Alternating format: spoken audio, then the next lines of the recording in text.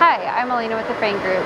Today we'll be cycling your Safeline metal detector integrated with an optional in-feed conveyor and discharge accumulation table. This machine is currently set to 3-phase, 480 volts. We recommend reading the manual in its entirety before powering on the machine. Today we'll be testing this product for ferrous, non-ferrous, and stainless steel. Non-contaminated.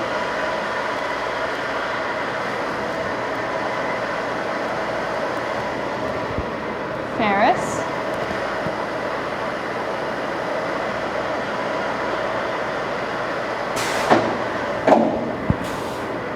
Non-ferrous.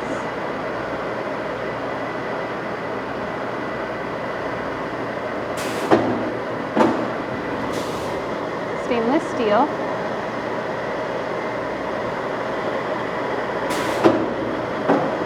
Non-contaminated.